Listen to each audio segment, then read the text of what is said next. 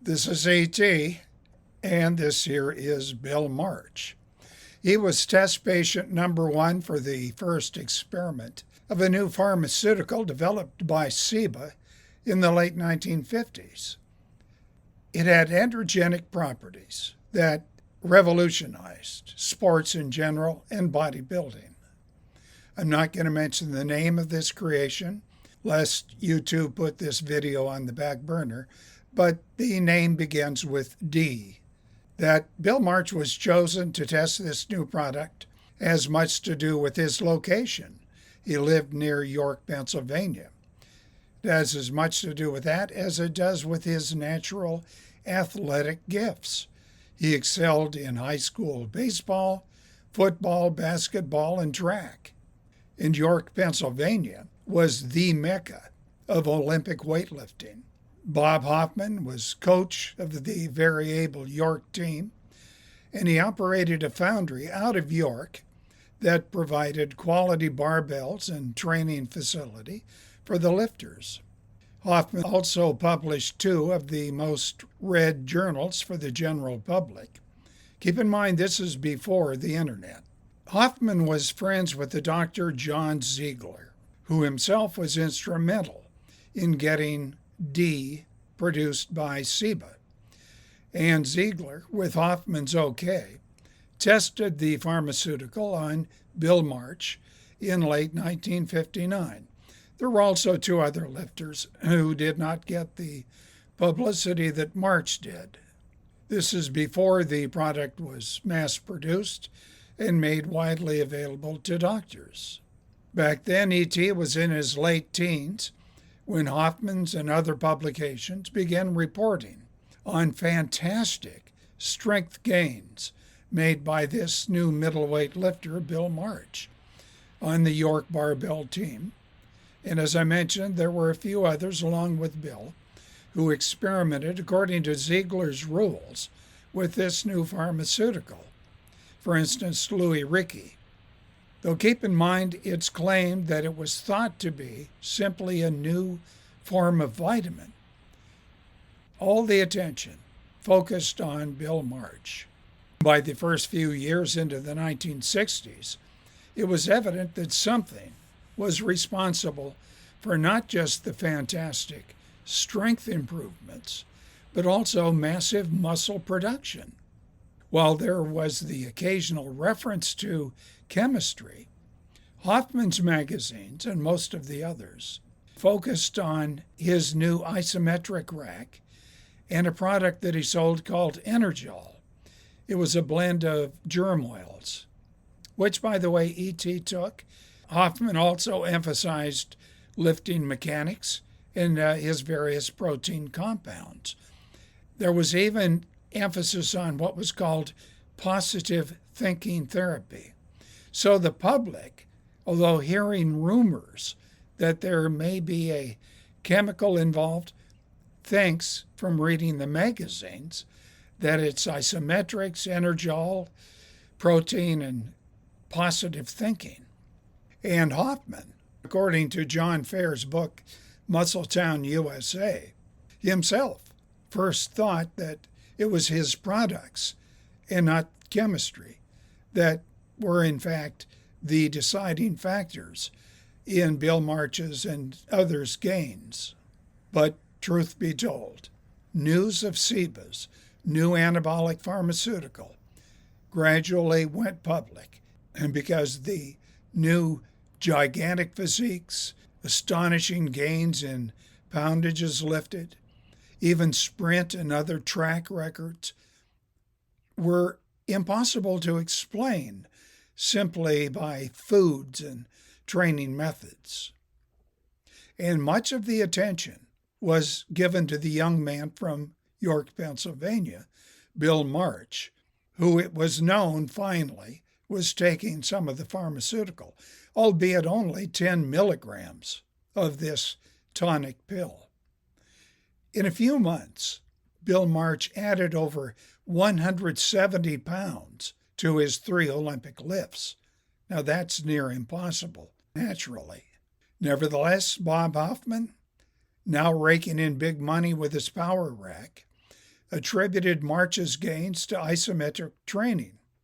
And to be fair to Hoffman, who really did believe it, March and two other lifters that Ziegler was training agreed that the isometrics were a major factor in their gains. In fact, Bill March told people that isometrics was the most important factor, and the pharmaceutical was number two. Well, whichever was the major factor in Bill March's success, the results were phenomenal. Bill participated in the 1964 Summer Olympics in Tokyo, lifting in the 90-kilogram class, and he tied for number 3. He was bumped to number 4 because he weighed a pound or two more than his opponent, who tied him. In the Olympics, March totaled with 467.5 kilos, and he pressed 155 kilos, snatched 135 kilos, clean and jerked 177.5 kilos. March went on to win 5 consecutive U.S. titles between 1961 and 65. He won a gold medal at I think it was the 1963 Pan Am Games in Sao Paulo. He won a bronze medal at the 1962 World Championships in Budapest. And he set a 354-pound world record in the Olympic press lift. And in training, at a slightly higher body weight, Bill pressed, I think it was 374 pounds. What drew so much attention to Bill March, aside from the impressive gains, were the facts that he was publicized as the All-American guy. And also he built a tremendous physique. It was good enough to take, in 1961, the Mr. Universe title. I should add here that he really did not want to participate, but Hoffman insisted. Now add to all that, Bill, even prior to teaming with Dr. Ziegler and the York team, had demonstrated impressive athletic ability in just about everything. As I mentioned, baseball, basketball, football, track. And at the York facilities, only Bill March dared to jump between lifting platforms elevated to 12 inches, and they were some 12 feet apart. He always made it. Nobody else tried. And then in 1966, at the age of 28, having played his last competitive football game in high school, Bill March tried out for the NFL team Baltimore Colts as a running back. And he's competing with athletes fresh out of college. Several are All-American. And as it turned out, Bill proved to be faster than all of the rookie running backs and most of the veteran wide receivers and defensive backs. And he was indisputably stronger than anybody on the team.